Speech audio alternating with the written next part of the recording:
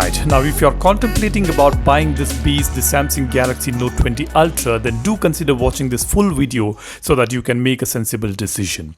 I've been using this device since almost a year now, and here I am sharing 5 pros and 5 cons of this phone which you must know before buying. I'm not going to get into the specifications of this phone. I would like to share my frank opinions about this phone in real life usage scenarios. At the end, I will share my opinion on whether you should buy it or not. So keep watching, and if you are new here, a sub and a like for the video would be really great. Now let's go with the pros first.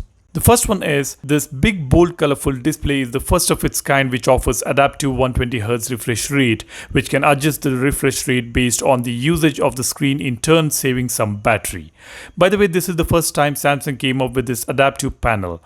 It's a gorgeous display offering rich colors, yet it maintains the realistic natural colors to a good extent, unlike the previous generation's AMOLED panels, which offers highly saturated colors, losing the real feel. It seems this phone beats Apple's displays in color accuracy as per some sources. I just love watching contents on this phone, and I also get to read many viewers' comments on my videos asking what phone am I using in these videos. Perhaps they are new to Samsung and might not have seen such a gorgeous display with the best screen to body ratio you can get in today's market. So this is definitely the best display available in the market even today. The second pro is the cameras.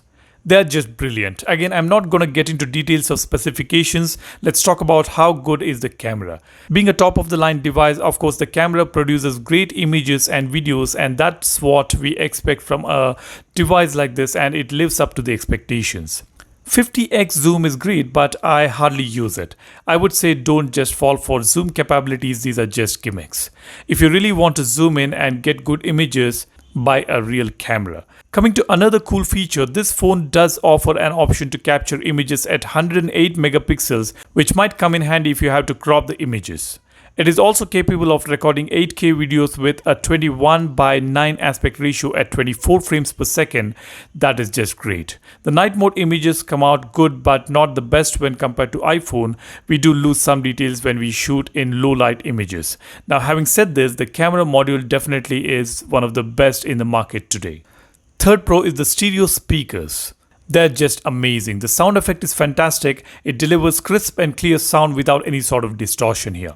This large display with this amazing stereo speaker will make you consume a lot of media on the device, and this could also be a replacement for your tablets. At least for some people it is. This reminds us of the term phablet, isn't it? Anyways, the next pro for me is, of course, the S Pen. S Pen makes the Samsung Note complete, isn't it?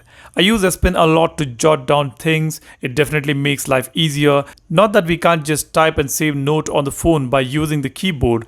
Using S Pen to write or draw is something more comfortable and productive as well. The Note app has so many features built into it, you can only know it when you start using it. Samsung was able to achieve 9 milliseconds of lowest latency, which makes you feel as if you're writing or drawing on a paper. That's how good it is. Without this S Pen, there is no Note. The fifth and the last pro I would like to mention is this phone is fast. It can definitely handle anything you throw at it. There is no lag while using the phone in day-to-day life, as the RAM management is also great. The exynos 990 on this phone is decent to manage everything on this device. However, based on users' reviews, the Snapdragon version would be a tad bit better and efficient, but the bummer is it is available only in few markets. Playing games is really smooth and it's super responsive as well. As for me, these are few important pros of this device. Of course, there is a great software experience, wireless DeX, link to Windows feature, Microsoft integration, etc. make this phone a wonderful device. There are many other hardware specs which will wow you, but like I mentioned, I'm not gonna get into specifications here. Anyways, now after hearing all this, you must be curious to know the cons of this phone, isn't it? The first con I would like to mention is the battery life of this device. For some reason, I see a lot of reviewers mentioning that the battery life is fantastic and it will last a day and a half on a moderate to heavy usage, but all that seems to be not so real in my opinion. Perhaps the Snapdragon version is a bit better as per many users. Unfortunately, I have the exynos version in my region and I get about 4.5 hours of screen on time, which is actually not good for a device of this category. I am a moderate user, and for me, I would expect this flagship to last the entire day with at least 20% left by the time I get to bed, but it almost dies by 7 or 8 p.m. in the late evenings. Keep in mind this is at 120Hz display.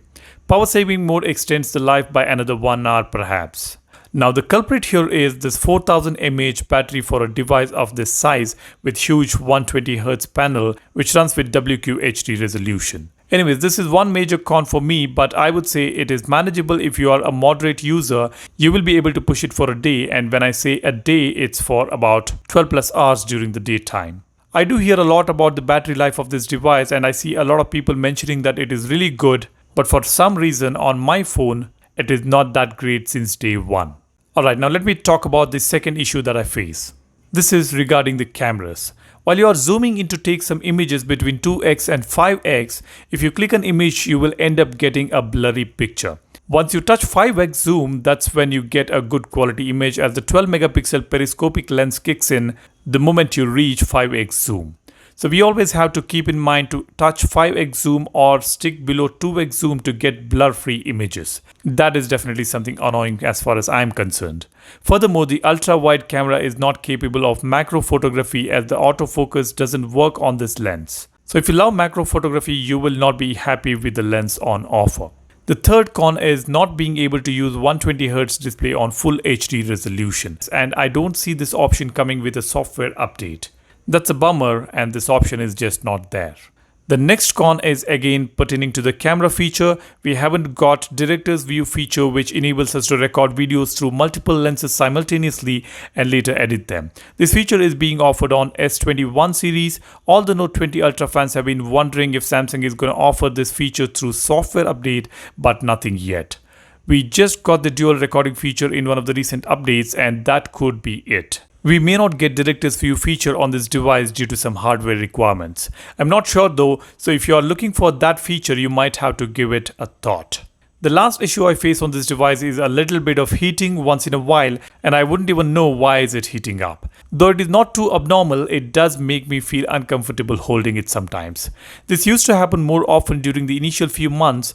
After the subsequent updates, it has reduced drastically. The July security patch was pretty good, and now this heating issue seems to have reduced to a good extent. Alright, now that I have shared all the pros and cons of this device, let me share my opinion as to whether you should consider buying this phone or not. My answer would be definitely yes. The cons that I mentioned exist in most of the Samsung phones or any other brands also for that matter. The pros of this device definitely outweighs the cons. This is an ultimate flagship phone which looks beautiful and eye-catchy when seen without a case. Offers the best of S Pen experience, an amazing display which you don't feel like taking your eyes off, brilliant cameras with negligible issues, a decent processor when I refer to exynos 990 and a great processor when I refer to Snapdragon 865 Plus. Great processing speed and RAM management. All in all, this is a great package for anyone who seeks the best of Samsung. If you are planning to buy it this year, just go ahead with it. That's it. That's all I wanted to share with you guys. I hope you liked it, and I hope this video will be helpful to some of you guys who are planning to buy this device.